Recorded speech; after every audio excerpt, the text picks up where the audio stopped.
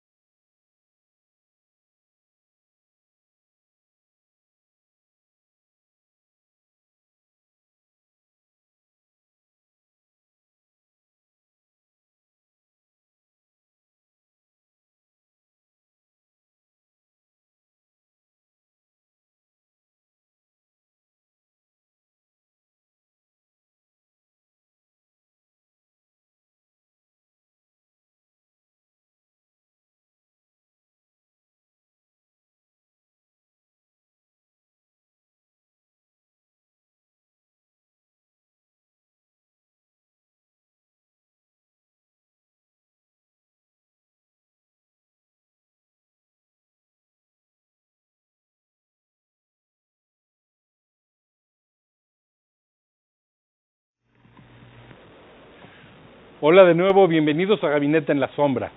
Bueno, en primer término quiero disculpar a nuestra amiga y compañera, colega Silvia Vázquez, presidenta del Partido Verde de Argentina y diputada, ya que ayer tuvo una pequeña crisis y hay una cuestión de medios que ella tuvo que resolver y hoy tenía precisamente una entrevista en torno a eso, pero tenemos una suplencia de lujo que es el doctor Martín Cilic, que ustedes lo conocen, que ha estado con nosotros, o Martín Cilic, que ha estado con nosotros.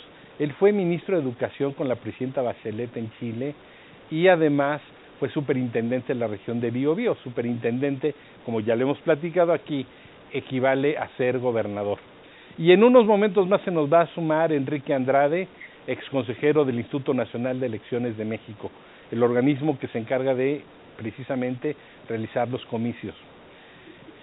El doctor Cilic es muy importante su punto de vista porque aparte del nivel gubernamental en el que ha estado, a él le tocó precisamente estos tiempos también muy importantes para Sudamérica, yo creo que más para Sudamérica, en segundo término para Latinoamérica y para el hemisferio occidental, la elección en Brasil. ¿Por qué? Porque Brasil es la potencia económica más importante, más fuerte, más robusta de América Latina y está pasando por un momento álgido de elecciones. Por supuesto, Brasil no se está salvando del tema de la polarización. Después de la segunda vuelta y a unos días después de la primera vuelta, disculpen, y antes de que se celebre a cabo la segunda en unos días, se están cerrando las encuestas, dicen que se están cerrando las encuestas, dice el gobierno del presidente Bolsonaro que busca la reelección, que se están cerrando las encuestas y que, puede pasar cualquier cosa, puede incluso reelegirse Bolsonaro. Sin embargo, están pasando cosas extrañas y muy terribles para la democracia brasileña. ¿Por qué la policía está allanando televisoras, está acusando a redes sociales que están manipulando el voto, está casi diciendo que es una conspiración de la clase política contra él? Por eso el programa de hoy lo llamamos la reivindicación de Lula. No sabemos si estamos seguros de lo que pueda pasar el domingo. Yo en lo personal creo que gana Lula, pero no sabemos lo que pueda pasar el domingo, pero lo que sí estamos seguros es que es la reivindicación de Lula. Después de haber estado en la cárcel por muchos casos y sobre todo por temas que tuvieron que ver con su sucesora Dilma Rousseff, estuvo en la cárcel, luego el ejército le quitó ese veto, pudo salir a competir por la elección y en la primera vuelta estuvo arriba de Bolsonaro, pero no se alcanzaron los votos suficientes para que el conteo diera ya un ganador definitivo y ahora parece que sí va a suceder. Doctor Cilic, desde Chile, te quiero yo preguntar, doctor, pues evidentemente desde un aspecto geopolítico, pero también la elección de Brasil es muy importante para Sudamérica y sobre todo para los países que tienen economías robustecidas y que están pasando también por ciclos de polarización importantes como está pasando o ha pasado también en tu país, en Chile. Doctor, bienvenido a Gabinete en la Sombra. ¿Y qué nos puedes decir de la elección brasileña? Muchas gracias, Mario, de nuevo por invitarme a este programa. Bueno, cuando miramos Brasil, lo que tú decías al comienzo salta a la vista inmediatamente, prácticamente país continente, porque es un país enorme que si se cerrara en toda su frontera podría vivir tranquilamente y subsistir sin pedirle nada a nadie. Sería casi autosuficiente. Ahora, yo creo que es uno de los pocos de los pocos países en nuestro continente que podría hacer eso. Es una potencia en lo económico, sí. Sobre todo es una potencia desde el punto de vista humano. Tiene más de 200 millones de habitantes, 213, 214 millones de habitantes. Pero también es un país estratégico desde el punto de vista medioambiental. Tiene un pulmón extraordinario, ¿no es cierto?, en la selva húmeda, que nos preocupa a todos y que ha estado en conflicto con Bolsonaro, especialmente, ¿no es cierto?, durante todos estos últimos tiempos.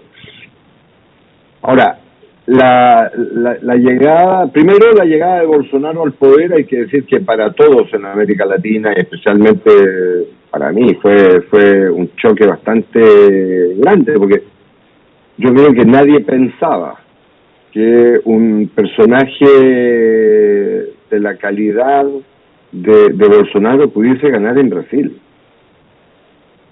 Por su discurso xenófobo, por su discurso fascista contra las mujeres, contra la gente de color, etcétera, contra la gente de color. Y en un país donde hay una cantidad de gente de color, esa gente de color votó por Bolsonaro. Esa lucha homofóbica contra los homosexuales, las lesbianas, etcétera, y sin embargo no se entiende cómo logró ganar. Ahora, da la impresión de que a los brasileños en ese momento les importó más el aspecto de la honestidad, la transparencia, etcétera. Por lo que había pasado de Odebrecht, ¿no? Por lo que había pasado de Odebrecht y el escándalo de todas las petroleras. El escándalo que había estado mezclado, ¿no es cierto?, Lula fundamentalmente y el equipo de Lula. Y hoy día también, uno cuando mira qué es lo que ha pasado con Bolsonaro, ¿no es cierto?, ha tenido una conducta aberrante desde el punto de vista medioambiental. Ha sido un país que económicamente no está boyante. Si uno mira en estos últimos 10 años, la inversión en Brasil ha sido la menor en los últimos 50 años. Si uno mira el crecimiento del PIB de los últimos 7, 8 años, solo en 3 años tuvo un crecimiento positivo, y el resto tuvo crecimientos negativos del PIB. Entonces, desde el punto de vista económico, no le ha ido bien. Cierto que en este último año ha tenido un repunte. Tuvo un repunte. Pero también es cierto, y lo dicen todos los economistas a nivel mundial, esto que el próximo año, el 2023, va a ser un año catastrófico para Brasil. No va a ser un año de alto crecimiento. Dicho esto, ¿no es cierto?, uno se hubiese esperado una diferencia mayor de Lula con Bolsonaro. Muchos pensaban incluso que en primera vuelta ganaba Lula. No ganó. Y hoy día en la encuesta, por las últimas encuestas que estamos viendo, ¿no es cierto?, el que va subiendo en la encuesta es Bolsonaro. Mientras que Lula se ha mantenido estancado en la última semana, ¿no es cierto?, en los sondeos. Y hoy día prácticamente estamos a la diferencia del error estadístico. Por lo tanto, lo que pueda pasar en 6 días más en Brasil es tremendamente incierto. Ahora, me pasa lo mismo que te pasa a ti, ¿cierto? Yo quisiera, ¿no es cierto?, que el que ganara en Brasil fuera Lula, obviamente, desde el punto de vista del medio ambiente, desde el punto de vista de las políticas de salud global, etcétera. Digámoslo también con claridad, la estrategia de Bolsonaro en la pandemia de COVID-19 fue fatal también. Sí.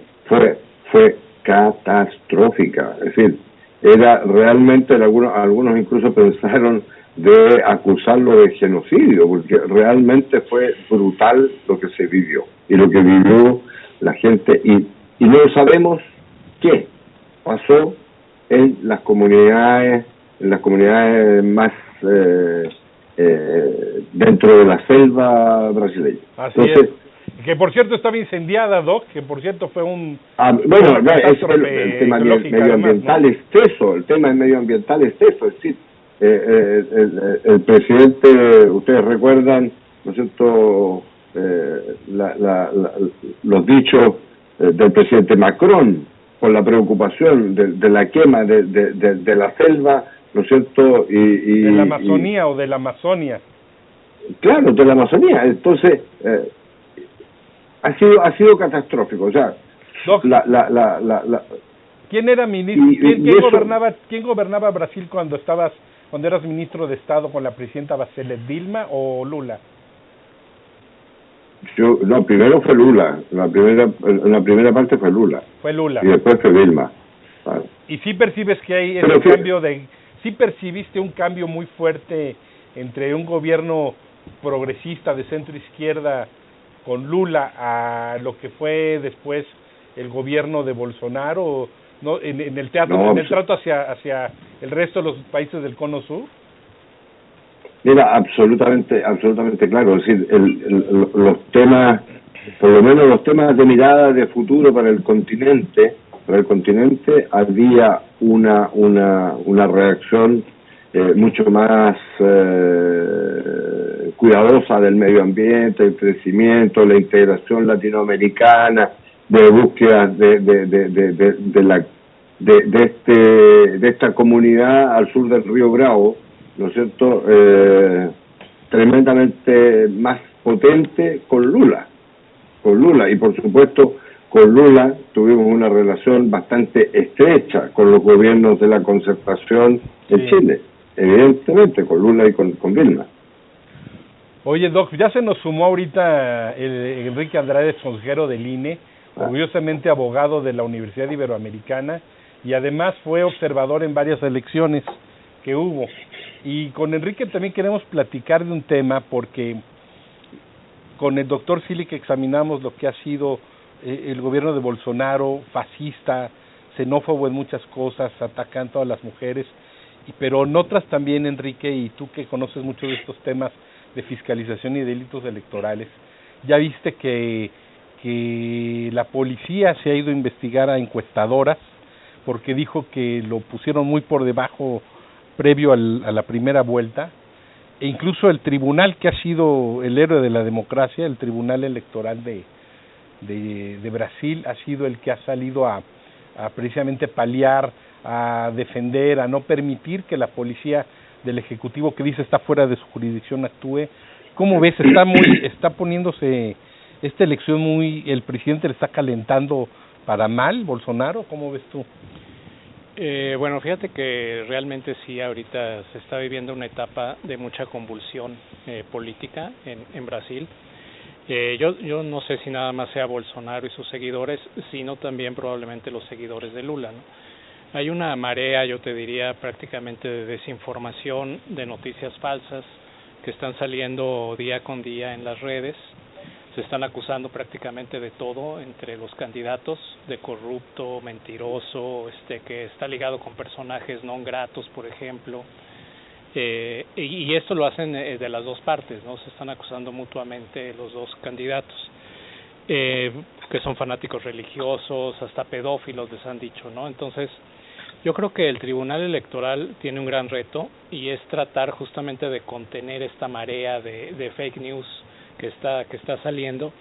Y en Brasil lo tienen regulado bien, desde mi punto de vista. Es un delito electoral, tiene una penalidad de 2 meses a 1 año y una multa hasta de 150 días multa, ¿no? ¿Qué delito, Enrique? El delito es injuria o calumnia a través de los medios de comunicación, es el mal uso de los medios de comunicación. Entonces, creo que el presidente del tribunal ha estado tratando de llegar a acuerdos, de hecho ha logrado algunos con las redes sociales y con las apps tipo WhatsApp, Telegram, etcétera, para tratar de contener esta avalancha de agresiones, que es una campaña de lodo, ¿no? Nos hemos acostumbrado a tenerlas en todas las elecciones, desgraciadamente, en Latinoamérica. Las de México, ¿no? Las Te de ha México tocado también. Claro, las de México. Y bueno, es difícil contener las redes porque no sabes exactamente quién sube el material y obviamente, bueno, las redes a veces se resisten a bajar estos materiales. Afortunadamente creo que en Brasil ya se llegó a un buen acuerdo y en 24 horas se debe de bajar esta mala información. Entonces, bueno, creo que el ambiente está complicado. No, como tú dices, no se sabe realmente ahorita qué va a pasar. Bolsonaro está actuando con la fuerza pública para hacer estas investigaciones, pero el tribunal, por otro lado, también está abriendo investigaciones, incluso en contra de Bolsonaro y contra la policía, ¿no? Y contra la policía, Enrique, los medios. Te voy a interrumpir para irnos a una pausa comercial, sí, claro. Y regresamos, seguimos platicando de esto. No se vayan, regresamos en un momento, por favor. WowMX.tv. Empieza a demandarte a ti como mamá, más como realización como mujer y como persona, y eso nunca lo debemos olvidar. Entonces sí llegó un momento que sentí que ese equilibrio estaba completamente del lado de mamá y me estaba olvidando de mí y cuáles eran las cosas que a mí me daban satisfacción y felicidad, y en esa parte estaba también mi carrera, que era muy importante para mí. También entonces, tú, entre la lástima y a lo mejor gente ruda que tenías en tu familia y la situación personal, ¿no? Yo te preguntaba, si bien ya estamos en un siglo en donde pues el divorcio es algo muy común, todavía en muchas familias y en muchas, digamos que círculos familiares, existe el tema de, ya la dejó el marido, ya es una quedada, vale menos. Entonces, en tu caso, ¿cómo lo viviste ahora?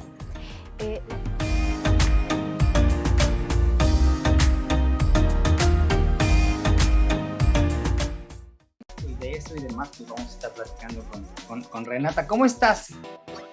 Muy contenta, Gabriel, muchísimas gracias por el espacio, muy feliz de que por fin esta peli. Y nos trae todo, o sea, harto que platicar. Mucho chisme, vaya que en sí relación hay, con los Óscares, ¿no? Que fueron este domingo pasado, y vaya que sí. Temas. Para nadie, por ella.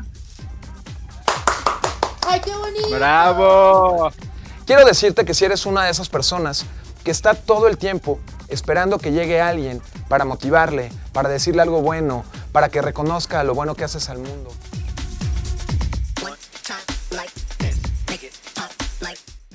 Hayan sido más habilidosos como Maradona, como el propio Ronaldo Nazario, el Ronaldinho, me parece que el legado que deja Lionel Messi nunca va a ser repetido y nunca pudo ser igualado por... Ronaldinho salió porque era fiestero y les dio pánico al presidente que contagiara a Lionel Messi. Sacaron también a Zlatan Ibrahimovic, sacaron a Titi Henry. Pero mira aquí, si me permites agarrar tu... Sí, adelante. Esta es de Taekwondo, me dice cinta negra, segundo dan. Segundo dan. Bueno, es pum porque era menor de edad, pero sí es cinta negra. Ah, pues mira, ya ser cinta negra menor de edad es un bonito logro. Gracias. Y bueno, ¿qué es lo que más te gustaba de hacer el Taekwondo?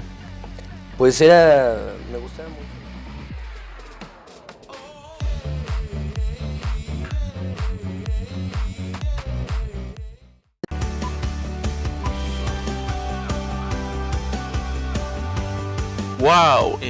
WowMX.tv. Bueno, aquí nuestro caricaturista oficial, Fernando Morales. Bueno, pues ahí Lula esperando que llegue el voto y le favorezca en esta segunda vuelta, porque básicamente yo creo que aquí es importante la reivindicación de Lula. Doctor Silic, cuando platicamos para que nos apoyaras en el programa de hoy, comentabas algo muy importante. Tú que eres una persona muy modesta, pero de gran experiencia política y gubernamental. Decías que era muy importante no caer en lugares comunes, pero yo creo, doctor, que es muy importante la trascendencia de la elección en Brasil, como comentábamos al principio, porque de entrada ustedes en Sudamérica puede potenciar muchas cuestiones y el regreso de Bolsonaro puede disminuir otras, y de ahí irradiamos al continente. Quisiera que un poco ahondaras un poco más en esta parte geopolítica, doctor. Tú que conviviste con los gobiernos de Dilma Rousseff y con Lula, en una parte cuando estás con la presidenta Bachelet. Bueno, mira, sí, yo insisto, el tema de América Latina es cómo nuestro continente se pone de acuerdo y cómo cooperamos más y no seguimos compitiendo y mirándonos con desconfianza. Ese es el primer tema. Por lo tanto, más que pensar en gobiernos de derecha o gobiernos de izquierda, es pensar en gente, ¿no es cierto?, en gobernantes que tengan la capacidad realmente de un diálogo profundo y de búsqueda de políticas de políticas en conjunto para América Latina. El tema de la pandemia fue uno de esos temas que demostró que América Latina no tenía ninguna capacidad de asociarse para enfrentar problemas grandes. Estuvimos peleando entre todos, ¿no es cierto?, quién conseguía ventiladores mecánicos. Ustedes se recuerdan, ¿no es cierto?, todo lo que pasó, cómo nosotros mandábamos nuestros aviones a Europa, a Estados Unidos, para tratar de sacar ventiladores mecánicos, vacunas, fármacos, guantes, mascarillas, todos etcétera, andábamos etcétera. así, doc, todos andábamos así. Y todos andábamos en esa competencia, Entonces, mira, lo que moros y cristianos en Chile reconocen fue que el presidente Piñera, más allá de las críticas que yo puedo tener con él, ¿verdad?, con su gobierno, el presidente Piñera hizo una cosa bien. Esto fue estructurar una acción a nivel comercial para comprar la vacuna. Y fuimos el país que cumplió a nivel mundial, estábamos entre los 5 países, ¿no es cierto?, con mejor cobertura de vacunas a nivel mundial. Así es. A nivel mundial, y la seguimos teniendo todavía. Yo te comentaba recién, yo esta semana debiera estarme vacunando con la quinta dosis. Es decir, la vacuna de Moderna, ¿no es cierto?, que es la bivalente, que nos permite protegernos contra las 2 variantes últimas de Omicron. Entonces, evidentemente eso pudo haberse hecho como América Latina. Y Brasil ahí hubiera No tenido un solamente- papel muy importante, Bolsonaro, ¿no? Pero por supuesto, pero mira, podemos fabricar vacunas nosotros en América Latina, ¿no? Pero por supuesto que sí, tenemos toda la capacidad. México tiene un desarrollo científico, industrial gigantesco. Brasil lo tiene, Argentina lo tiene. Argentina está un poco caída y es una pena, ¿no? Porque,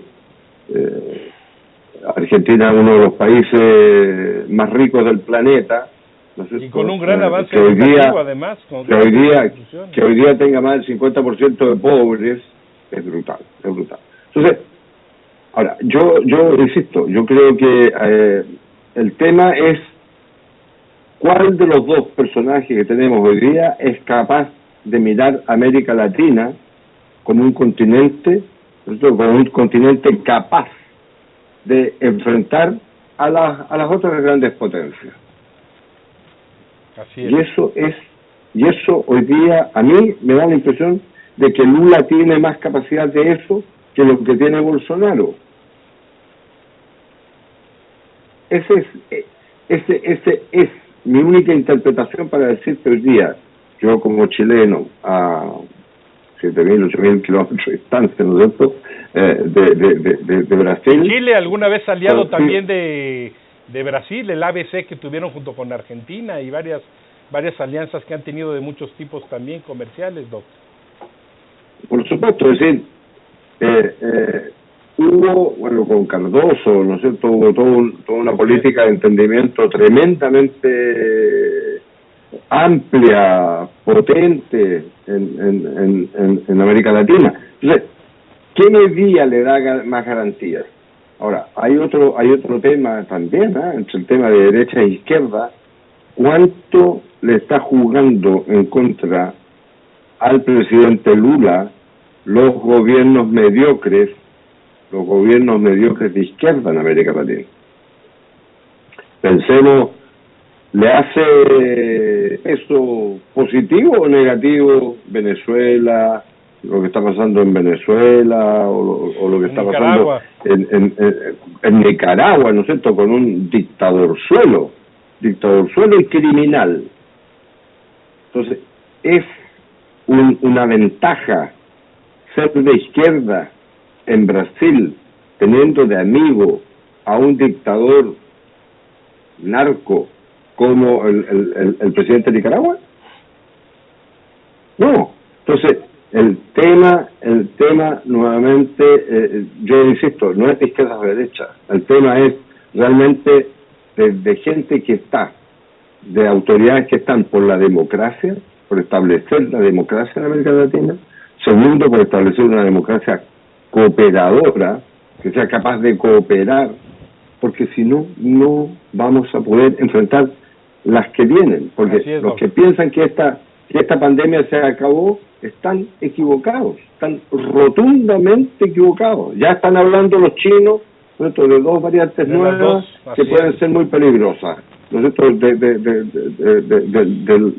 de la misma pandemia, es decir, no de pandemias nuevas. Entonces, ojo, yo creo que si queremos desarrollar América Latina, necesitamos un gobierno fuerte en Brasil, un gobierno que sea capaz de estructurar un eje estratégico para unificar América Latina. Y eso yo creo que es tremendamente importante. Oye, Enrique, lo que nos comenta el doctor Silic, bueno, ya vimos, Lula estuvo hace unos meses, ¿te acuerdas?, en México, y fue muy halagüeño con el presidente López Obrador. Dijo incluso que lo mejor que Dios había querido que fuera el presidente, de así lo dijo públicamente. Es correcto, así es. Y se habló también de ese eje que ya había hablado Fernández en Argentina, de ese eje, digamos que Brasilia, Ciudad de México, en términos de lo que pasa en las Américas. Pero yo también quiero comentarles algo a ustedes. Me llama la atención que hasta en apps, aplicaciones de conocer gente, como Tinder o eso, estaba yo leyendo en Brasil, que a una chica muy guapa le dijeron, oye, ¿eres socialista o eres de izquierda, simpatizas con Lula? Dice, sí, soy lulista. Ah, no, entonces no te quiero conocer. Eso salió en un reportaje amplio, me parece que del New York Times. Bueno, está llegando hasta las apps, ¿no? Imagínate, y hasta los ligues en un país como Brasil. ¿Cómo ves tú, Enrique, todo este rollo? No, pues muy interesante. Fíjate que es un tema que nos vamos a enfrentar también en próximas elecciones en los países latinoamericanos y en el mundo, yo creo, que es la actuación que tienen los influencers, por ejemplo, ¿no?, en las redes sociales, en Twitter, Telegram, etcétera. Aquí hay dos cosas interesantes. Una es, por ejemplo, Neymar, un futbolista brasileño, el mejor de la selección, yo creo. Sí, claro. Ya se pronunció a favor de Bolsonaro, ¿no?, y está pidiendo que el equipo, por y eso lo menos que no es blanco, Brasil, ¿no? Exacto, que por lo menos el equipo de Brasil pues apoye a Bolsonaro. Es muy importante, esto no es algo menor, considerando que estamos a 20 días de que inicie el Mundial y Brasil es uno de los grandes candidatos a ganar la Copa, ¿no? Sí, claro. Entonces, creo, y en Brasil, como tú sabes, el fútbol es una religión. Así es. Entonces, bueno, yo creo que este tema de los influencers, no se sabe qué hacer con eso, si se debe de contener, se debe de atajar, regular, etcétera. Aquí en México nos pasó, recordarás, en la época de veda electoral, en las elecciones del 21, igual personajes que apoyaban al Partido Verde y eran supuestamente influencers de actores de televisión, todo, actores, sí, o gente que hace ejercicio, etcétera, ¿no? Entonces sí, creo que ese es un tema. El presidente del tribunal brasileño ha estado tratando de controlar algunas cosas, pero bueno, es imposible realmente estar al pendiente de todo. Sus principales aliados son los contrincantes, que están también denunciando todas estas irregularidades.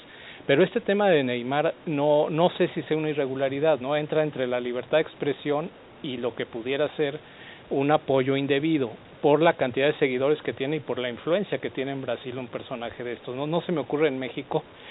Nuestro fútbol pues no es a lo mejor o no tenemos ese tipo de personajes, pero a lo mejor un Checo Pérez o un Chicharito, etcétera, que pudieran tener esta influencia en la sociedad y que a lo mejor ellos tendrían que estar más regulados que otros, o el propio Canelo, exactamente. Que iba a salir en una película, en la de Creed 3, sale ahí en el que es la continuación de Rocky, ¿no? Pues el hijo de Apolo sí, Creed. No, sí, ahí va a salir él. Va a estar interesante. Doctor Silic, no se me hace cosa menor, y tú que has estado también muy, desde hace tiempo viendo el tema de redes sociales, y que has estado viendo el tema de la influencia de las redes sociales, sobre todo cuando fue la desinformación de la pandemia. No te vacunes, los grupos antivacunas, influencers que decían no te vacunes, te están envenenando, te están queriendo controlar, todas las teorías de la conspiración. Y ahora en este tema electoral, que tú lo viste en Chile, en este nivel de polarización, tú lo viste en Chile también, esta situación que ha pasado en las redes, y que ahora en Brasil está impactando de modo tal que hasta para conocer gente, ¿no? Ya te descartan si eres socialista o eres de derecha. Y además creer que Lula fue socialista porque su alianza y el pacto con Cardoso y los gobernadores, pues él siguió el programa económico de Cardoso cuando fue presidente. Y Cardoso, cuando regresa a ser gobernador, tampoco es un programa de izquierda ni socialista ni nada de eso. Hambre Cero era un programa social como el que utilizan muchos países que tienen economía de mercado. ¿Pero cómo ves tú, doctor? A ver, el tema de los influencers, de las redes sociales, no es un problema de nuestros países latinoamericanos, es un problema global.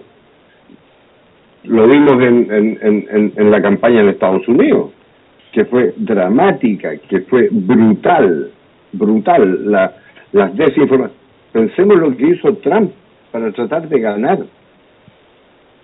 en una campaña. Entonces, yo creo que ese es un tema que llegó para quedarse. Ahora, el problema es que tenemos que aprender a regular, porque la democracia, ¿no es cierto?, no es dejar que todos hagamos lo que queramos. Hay que tener reglas, ciertas reglas, ¿no es cierto?, para poder controlar las fake news, ¿no es cierto?, los influencers que pueden ser influencers negativos, tremendamente negativos. El tema de la pandemia fue clarísimo, clarísimo. No se vacunen, sabiendo que si no se vacunaban estaban matando gente. Tan simple como eso. Estaban matando gente.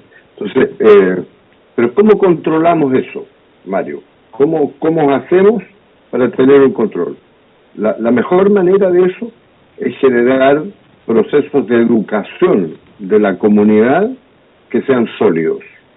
Y ahí la educación juega un rol gigantesco en las escuelas, en las comunidades, a través de la televisión, ¿verdad? Porque hoy día da la impresión de que la televisión en todos los países juega un rol neutro o un rol comercial.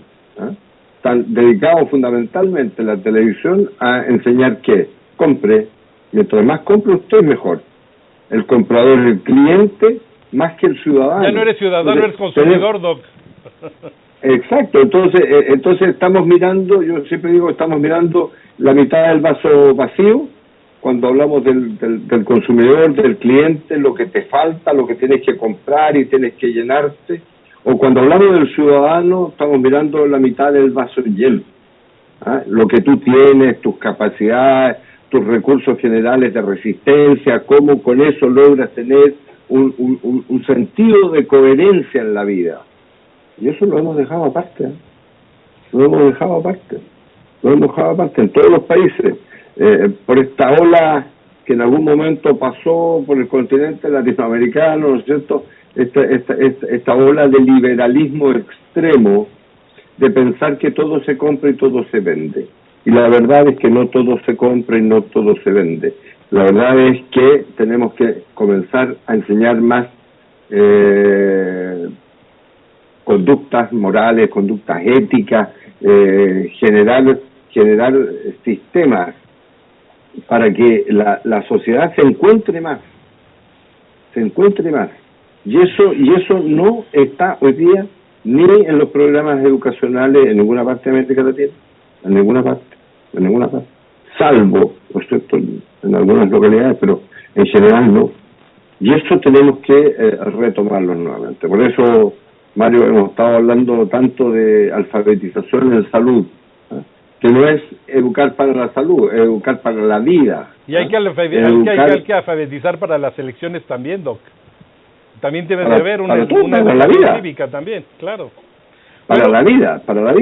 ¿Cómo volvemos a enseñar educación cívica? Así es, Doc. Como uno de los temas básicos y fundamentales de la vida y de la relación y de la convivencia de los ciudadanos. Y para la sobrevivencia de la democracia.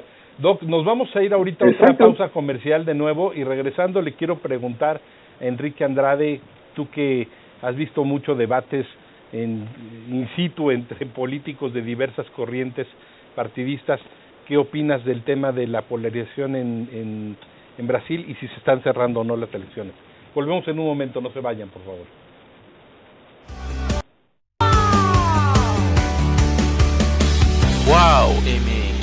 wowmx.tv. Empieza a demandarte a ti como mamá más como realización como mujer y como persona, y eso nunca lo debemos olvidar. Entonces sí llegó un momento que sentí que ese equilibrio estaba completamente del lado de mamá y me estaba olvidando de mí y cuáles eran las cosas que a mí me daban satisfacción y felicidad. Y en esa parte estaba también mi carrera, que era muy importante para mí. También Entonces, tú, entre la lástima y a lo mejor gente ruda que tenías en tu familia y la situación personal, ¿no? Yo te preguntaba, si bien ya estamos en un siglo en donde pues el divorcio es algo muy común, todavía en muchas familias y en muchas, digamos que círculos familiares, existe el tema de, ya la dejó el marido, ya es una quedada, vale menos. Entonces, en tu caso, ¿cómo lo viviste ahora?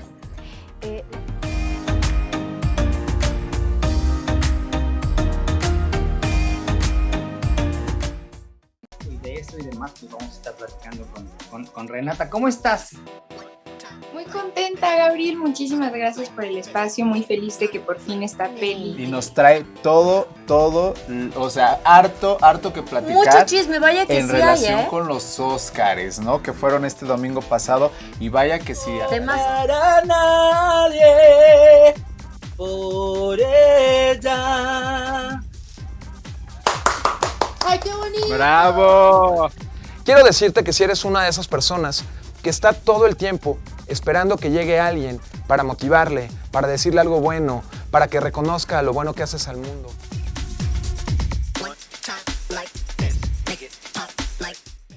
Hayan sido más habilidosos como Maradona, como el propio Ronaldo Nazario, el Ronaldinho, me parece que el legado que deja Lionel Messi nunca va a ser repetido y nunca pudo ser igualado por Ronaldinho salió porque era fiestero y les dio pánico al presidente que contagiara a Lionel Messi. Sacaron también a Zlatan Ibrahimovic, sacaron a Titi Henry. Pero mira aquí, si me permites agarrar tu Sí, adelante. Esta es de taekwondo, me dice cinta negra, segundo dan. Segundo dan. Bueno, es pum porque era menor de edad, pero sí es cinta negra. Ah, pues mira, ya ser cinta negra menor de edad es un bonito logro. Gracias. Y bueno, ¿qué es lo que más te gustaba de hacer el taekwondo? Pues me gustaba mucho.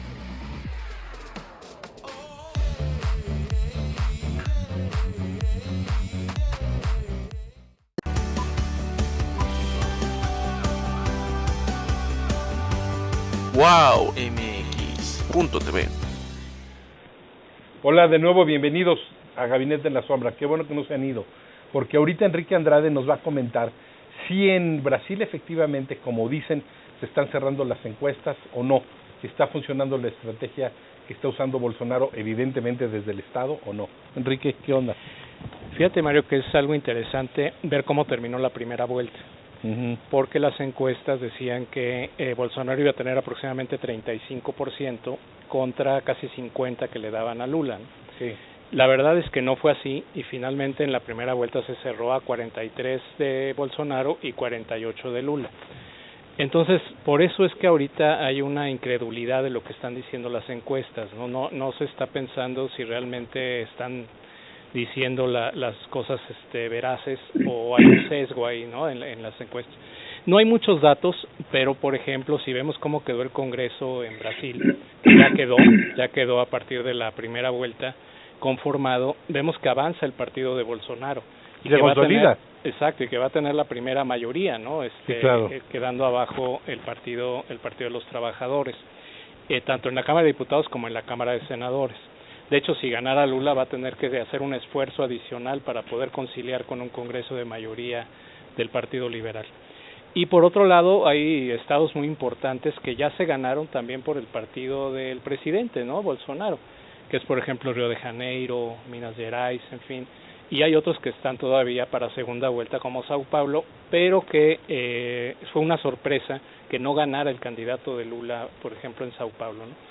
Entonces, yo creo con esos datos que la verdad es que sí creo que se estén cerrando las elecciones, algo que será muy delicado desde mi punto de vista, porque si llegaran a tener un escenario tipo México de 2006, de conflicto postelectoral, 2%, por ejemplo, de diferencia, que ganara Lula, pero con un 2% de diferencia, creo que el conflicto electoral está anunciado desde ahorita. No sé qué actitud vayan a tener los militares. Tú sabes que los militares han sido aliados de Bolsonaro. Le hicieron un dictamen respecto de si hubo...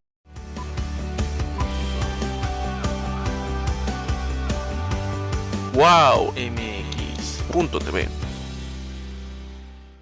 Tuvimos un pequeño corte y esperamos que no sea un mensaje desde el presidente Bolsonaro, desde Brasil con amor, a ritmo de samba, pero ya regresamos. Enrique, estabas diciendo el tema de que se estaban cerrando las encuestas y que pues quizá mintieron con respecto a lo que pasó en la primera vuelta. Un poco que... Bueno, las encuestadoras por lo menos ahorita no tienen la misma credibilidad que tenían antes de la primera vuelta. Okay. Esto es normal, ha pasado también en México y en muchas elecciones que hacen predicciones las casas encuestadoras. En Chile con la nueva constitución. Exacto. Que no creían que iba a ser tan grande el rechazo. O en Colombia, ¿no? También en Colombia, se dio una sorpresa. Entonces, creo que por eso no son tan confiables, digamos, las casas encuestadoras. Se dice que el elector pues no les está diciendo la verdad, ¿no? A veces o por miedo o por simplemente porque no les quiere ayudar, ¿no? Punto. Entonces también creo que ahí ahorita no hay datos muy confiables. Y lo que te decía es que de acuerdo a cómo quedaron en la primera vuelta el Congreso y algunos estados importantes en Brasil, pues pareciera ser que el partido del presidente Bolsonaro es un partido relativamente fuerte, ¿no? Entonces habrá que ver si la popularidad y obviamente la campaña que ha hecho Lula le alcanza para ganar y esperemos, digamos, por el bien de Brasil, que si gana sea por más de 5%, por ejemplo, ¿no? Para que eso evite el conflicto para evitarlo de alguna forma el conflicto electoral. Creo que menos del 5%, estamos hablando de 7 millones de votos aproximadamente, considerando los que votan o pueden votar en Brasil. Y justamente también lo que las encuestas están señalando como electores indecisos, ¿no? Ese 5%, y ahorita van a la conquista de esos electores indecisos, más o menos 7 millones, que definitivamente pueden inclinar el resultado electoral. Si digamos esos millones van por Lula, pues a lo mejor al final el resultado sí va a tener un 4 o 5% de diferencia, cosa que será sano, pero también está el escenario de que se junte, digamos, al empate técnico que le están llamando, que significa que por el error de las encuestas, más o menos 3% aproximadamente, pues sí pueden estar quedando prácticamente iguales, ¿no? Parejos en un 50, 49, 50%. Creo que el conflicto postelectoral, si se da así, está anunciado. Para cualquier autoridad electoral en el mundo es un problema. Es una pesadilla, es una pesadilla, es lo peor que le puede pasar a una autoridad electoral, porque difícilmente se puede demostrar voto por voto en una urna electrónica realmente cómo fue la votación. No se puede hackear, dijiste la última vez, hablando de Brasil. Es lo que dicen. ¿Son inhackeables, dices? Es lo que dicen. Pero ya viste cómo están los ciberdelitos en América Latina y los hackers. Es terrible lo que está pasando. Lo que ellos dicen, te comentaba la vez pasada que hay un hacketatón que hacen y que ofrecen $1 millón a quien pueda hackear la urna electrónica, y nadie lo ha ganado, ¿no? Entonces es una urna confiable, pero y además emite un ticket cuando se vota, que ese ticket se queda en la urna y se puede hacer un reconteo urna por urna, pero estamos hablando de que son 500,000 urnas, ¿no? Y más de, no sé, 80 millones de electores o casi 90 millones de electores. Entonces no es un tema fácil, no es un tema que se resuelva la misma noche de la elección, sino que desde luego va a tardar por lo menos, yo diría que unos 3 días en hacer un reconteo si es que fuera necesario, etcétera. Y obviamente esto convulsionaría a la sociedad brasileña, que lo que sí queda claro es que está dividida casi al 50%, ¿no? En el norte, muy favorable para Lula la votación, que dicen que son estados de los más pobres. Y costeños, de minorías también, o de afrodescendientes, ¿no? Mestizos, en fin, también. Y en el sur más favorable para Bolsonaro. Entonces, pues un país dividido, todo puede pasar. Doctor, desde hace mucho tiempo hemos platicado, doctor Martín Cilic, hace tiempo hemos platicado contigo de distintos seminarios y todo, del tema de la inequidad y del racismo y de la discriminación en América Latina. Doctor, ¿por qué, igual que en Colombia, los afrodescendientes, los mestizos con afrodescendientes, toda la constelación que forma nuestra, pues ahora sí que nuestra gama de pluricultural desde Río Bravo hasta la Patagonia, ¿por qué pasa esto, como dice Enrique Andrade ahorita, en zonas, algunos, la ultraderecha, los blancos, los más prósperos, los pobres, como en Colombia, con la vicepresidenta Francia Elena Márquez, la primera mujer afrodescendiente en llegar a ese nivel de gobierno en Colombia y en América Latina? ¿Qué pasa? Si hay un tema de estructuras de exclusión social, Doc, que se reflejan en las elecciones. Sí, es un tema bastante complejo. No lo sé, no lo he estudiado, no lo conozco. Pero la inequidad sí lo conoces bien, Doc. El tema de la inequidad sí lo conoces bien. Sí, no, el tema de la explosión en Chile de octubre de hace 2 años, esa explosión social se produce no por la desigualdad, eso lo hemos conversado muchísimas veces, no es porque seamos desiguales, pues somos todos desiguales, somos todos diferentes uno del otro. El tema es que hay un tema con la equidad, y la inequidad es una desigualdad injusta. Y ese es el tema central. O sea, ¿cómo, ¿no es cierto?, la sociedad hace para entregarte lo que tú realmente has ganado justamente? Porque hay mucha gente en nuestras sociedades latinoamericanas que pueden trabajar duramente, honestamente, toda su vida y no salir de la pobreza. Porque hay una inequidad brutal. Eso no tiene nada que ver con la igualdad, no, tiene que ver con darle a cada uno lo que se merece. Y eso no ha funcionado en América Latina. Y ese es el gran desafío que tenemos, Entonces, los gobiernos de izquierda han prometido cambiar eso, pero no lo han cambiado, desgraciadamente no lo han cambiado. Cuando uno mira a Cuba, por ejemplo, ¿no es cierto? Cuando uno mira a Cuba, hay cosas que uno debiera aplaudir en Cuba. La educación, debiera probablemente aplaudir también el tema de la salud. Primer nivel de atención en la salud, que es importante, es fundamental. Por eso te digo, la atención primaria de salud es bastante buena y equitativa, pero digamos que el desarrollo ha sido cero. Sí. Cero. Entonces, cuando amigos míos que estuvieron en la zafra, que estuvieron en la guerrilla, que son gente de izquierda, y te dicen, mira, nuestros campos, no aprendimos a cultivar nuestros campos. todos lo compraban. Pudimos haber hecho una revolución, no lo hicimos. No lo hicimos. Entonces, desgraciadamente no ha habido una respuesta importante allí. A pesar, vuelvo a insistir, que en el tema de la educación, en algunos aspectos de ciencia y tecnología, por ejemplo, el Centro de Biotecnología de La Habana es un centro que hay que sacarle el sombrero, realmente, con gente que ha trabajado de una forma extraordinaria por nada, por $50, menos de $100 mensuales.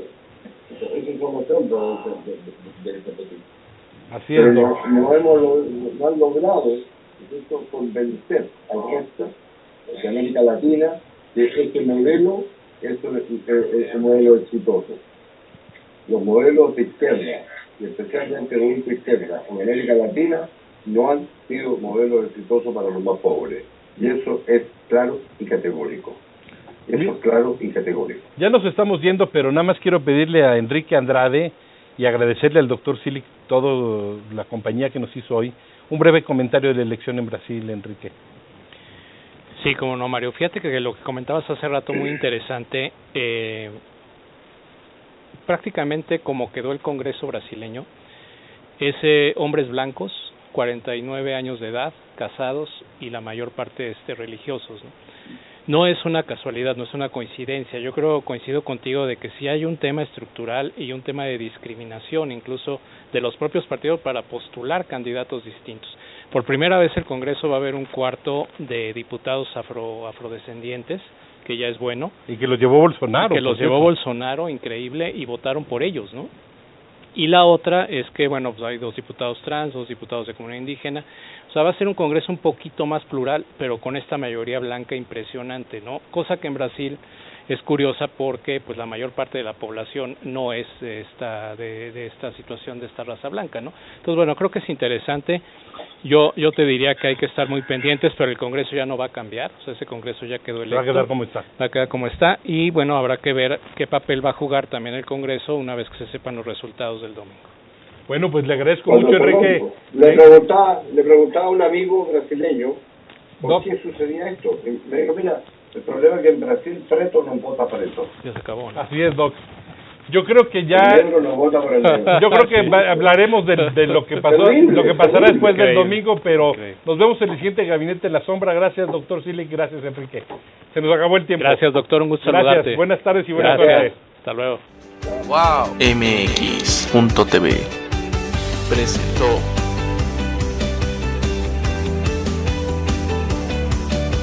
¡Wow!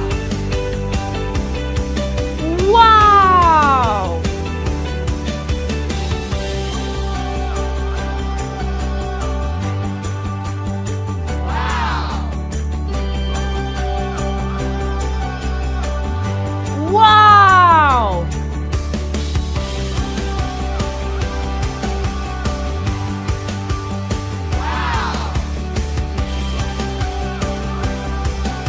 ¡Wow!